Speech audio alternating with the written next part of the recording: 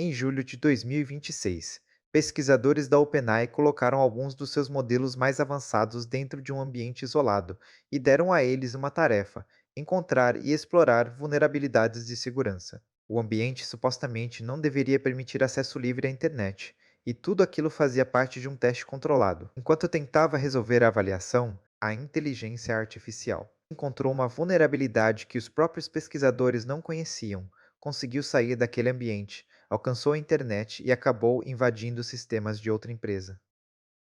Tudo começou com um tipo de teste, que empresas de inteligência artificial precisam fazer conforme seus modelos. Ficam melhores em programação e segurança digital. Se você cria uma inteligência artificial capaz de analisar milhares de linhas de código, usar ferramentas, abrir arquivos, executar programas e trabalhar durante bastante tempo sem precisar que uma pessoa aprove cada etapa, é importante descobrir o quanto esse sistema conseguiria fazer caso recebesse um problema de cibersegurança. Nesse caso, os modelos estavam sendo avaliados usando um benchmark chamado Exploit GIN, criado para medir a capacidade de encontrar e explorar vulnerabilidades de software.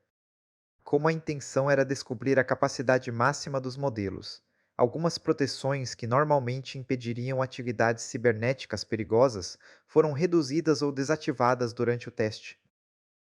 Isso é importante porque o modelo que você usa normalmente num chatbot não tem simplesmente acesso irrestrito ao computador onde está rodando. Em uma conversa comum, um modelo de linguagem recebe texto, processa aquele texto e gera uma resposta. Um agente é diferente. Ele pode receber ferramentas para executar código, navegar por arquivos, consultar sistemas, observar o resultado das próprias ações e continuar trabalhando a partir dali. Em vez de responder uma única pergunta e parar, ele pode entrar num ciclo, pensar no próximo passo, usar uma ferramenta, observar o que aconteceu, corrigir o plano e tentar novamente. É esse tipo de sistema que torna tarefas longas possíveis, mas também faz com que a ideia de um ambiente isolado seja muito mais importante. Esse ambiente isolado normalmente é chamado de sandbox. A ideia é parecida com colocar um programa dentro de uma sala onde ele pode experimentar à vontade, mas onde as portas para o resto do computador e para a internet estão trancadas. Se você quer descobrir se uma inteligência artificial consegue explorar um servidor vulnerável, não é uma ótima ideia simplesmente conectá-la à internet e dizer vai lá. Então você cria alvos artificiais, redes controladas e limitações que tentam garantir que qualquer ataque fique preso dentro daquela simulação. O problema é que uma sandbox continua sendo software, e software pode ter falhas. No caso de Júlio, os modelos estavam num ambiente altamente isolado, mas ainda existia uma passagem extremamente limitada para instalar pacotes de programação. Em vez de deixar o agente acessar diretamente a internet, a infraestrutura usava um software intermediário que funcionava como uma espécie de cache e proxy interno. Só que o agente passou uma quantidade considerável de processamento, tentando descobrir alguma maneira de obter acesso externo e encontrou uma vulnerabilidade até então desconhecida justamente nesse componente. Em segurança, uma vulnerabilidade desconhecida pelo responsável pelo software costuma ser chamada de Zero Day. A inteligência artificial encontrou uma, explorou essa falha e, a partir daí, começou a atravessar partes da infraestrutura que deveriam estar fora do alcance dela. O modelo não saiu fisicamente de um computador, não transferiu sua consciência para a internet e também não começou uma vida secreta escondida em algum servidor. O que aconteceu foi que um agente que deveria conseguir agir apenas dentro de um conjunto limitado de sistemas encontrou um caminho técnico que permitia fazer ações fora desse limite. A barreira entre o ambiente de avaliação e sistemas externos falhou, e o software passou a alcançar recursos que os pesquisadores não pretendiam que ele alcançasse. Se você estiver gostando do vídeo, aproveita e já arrebenta naquele botão de se inscrever. Valeu, pessoal! Depois de conseguir esse acesso, o agente continuou perseguindo a tarefa que já tinha recebido. E é aqui que a história fica especialmente estranha, porque aparentemente ele não estava tentando ser livre. Ele estava tentando tirar uma nota melhor numa prova. A OpenAI afirma que os modelos ficaram extremamente focados em resolver o exploit, e depois de alcançar a internet, inferiram que a Hugging Face poderia hospedar modelos, conjuntos de dados ou até soluções relacionadas ao benchmark. Em vez de simplesmente continuar resolvendo os desafios da maneira esperada, o agente começou a procurar uma forma de obter essas informações diretamente. Em outras palavras, a interpretação das empresas envolvidas é que toda aquela invasão gigantesca foi, do ponto de vista do agente, uma maneira extremamente elaborada de colar na prova. A Hugging Face é uma das plataformas mais importantes do mundo de inteligência artificial. Pesquisadores e empresas usam o site para armazenar modelos, datasets, códigos e outros materiais. Quando o agente chegou até a infraestrutura da empresa, ele continuou encontrando caminhos, obtendo permissões maiores e usando informações encontradas em uma parte do sistema para avançar para a próxima. A análise publicada posteriormente pela Hugging Face reconstruiu aproximadamente 17.600 ações realizadas entre os dias 9 e 13 de julho. Muitas dessas tentativas não levaram a lugar nenhum, mas o agente podia simplesmente testar outro caminho, voltar para uma ideia anterior e continuar trabalhando em uma velocidade que seria difícil para uma pessoa manter manualmente durante vários dias. E essa quantidade de tentativas ajuda a explicar uma diferença importante entre um hacker humano e um agente autônomo. Um humano precisa dormir, se distrai, fica cansado e geralmente precisa escolher cuidadosamente onde vai gastar seu tempo. Uma IA pode experimentar milhares de possibilidades ruins até encontrar uma que funciona, desde que tenha ferramentas, recursos computacionais e liberdade suficiente para continuar.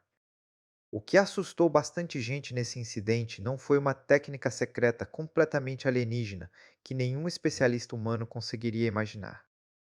A própria Hugging destacou que muitas das fraquezas exploradas eram tipos de problemas já conhecidos em segurança. A diferença estava na persistência, no volume e na capacidade de combinar vários pequenos erros espalhados por sistemas diferentes até encontrar uma sequência que realmente funcionasse. A investigação da Hugging também concluiu que o agente conseguiu manter uma campanha coerente, mesmo usando ambientes temporários que desapareciam e eram recriados. Quando um caminho deixava de funcionar, ele tentava outros.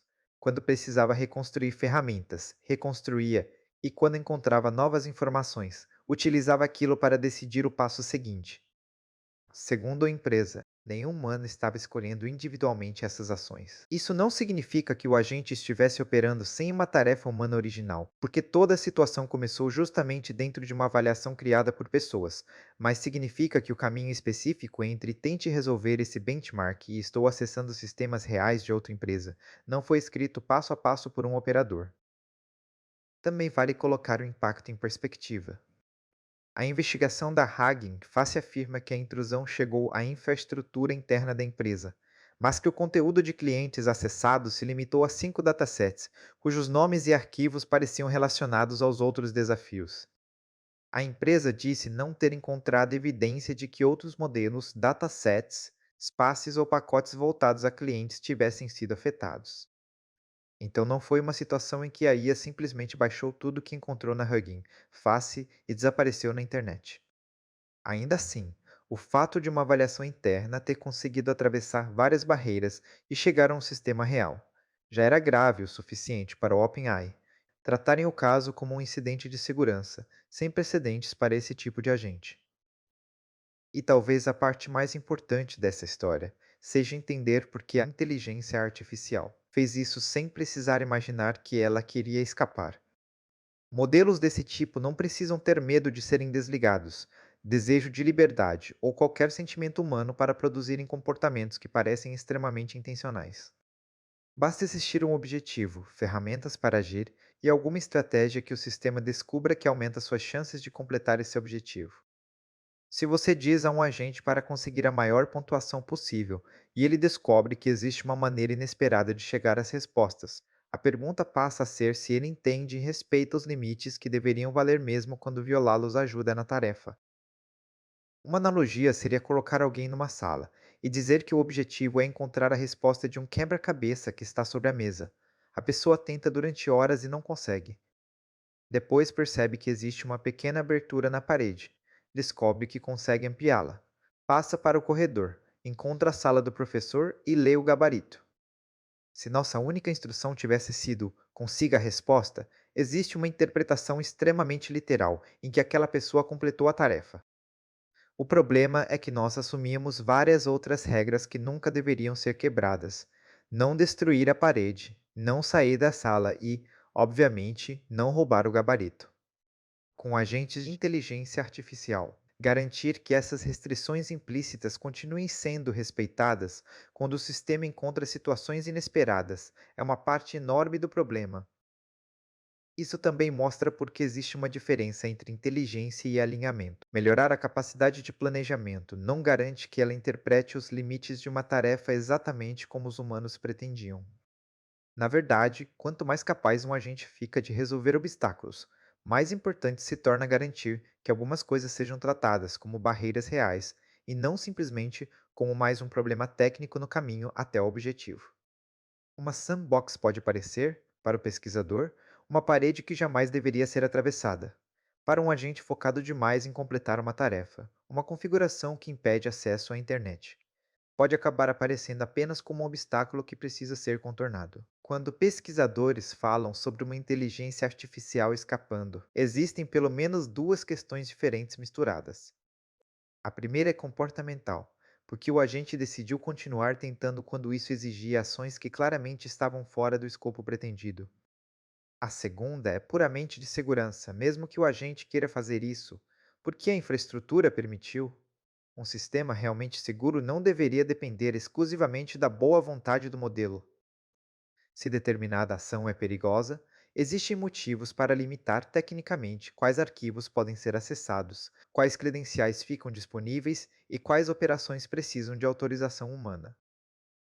Depois do incidente, a OpenAI afirmou que começou a reforçar justamente contenção, monitoramento, controles de acesso e práticas de avaliação, além de aplicar controles mais rígidos na infraestrutura enquanto as vulnerabilidades eram corrigidas. A empresa também ressaltou um detalhe importante: várias proteções usadas normalmente em produtos estavam propositalmente ausentes nessa avaliação, porque o objetivo era medir a capacidade cibernética máxima dos modelos. Isso não transforma o incidente em algo irrelevante, porque o ambiente ainda deveria ter mantido a atividade contida, mas explica por que usar esse caso para dizer que qualquer conversa com um chatbot pode espontaneamente hackear a internet seria uma interpretação completamente errada. Poucas semanas depois, a própria OpenAI revelou que outros testes externos também haviam produzido casos em que modelos conseguiram alcançar a internet fora do escopo planejado por causa de configurações inadequadas dos ambientes de avaliação. Isso sugere que o problema não é simplesmente construir um modelo bonzinho, mas desenvolver uma infraestrutura preparada para testar agentes cada vez mais capazes, sem presumir que eles vão obedecer perfeitamente à intenção do experimento. Conforme esses sistemas conseguem trabalhar por períodos maiores, usar mais ferramentas e manter estratégias de várias etapas, uma pequena brecha deixa de ser apenas uma pequena brecha, porque agora existe algo do outro lado capaz de encontrar essa brecha, testá-la milhares de vezes e descobrir até onde ela leva. O GPT 5.6 Sol citado no incidente é um modelo. O agente que realizou aquelas ações era um sistema construído ao redor de modelos, ferramentas, ambientes de execução e um objetivo específico.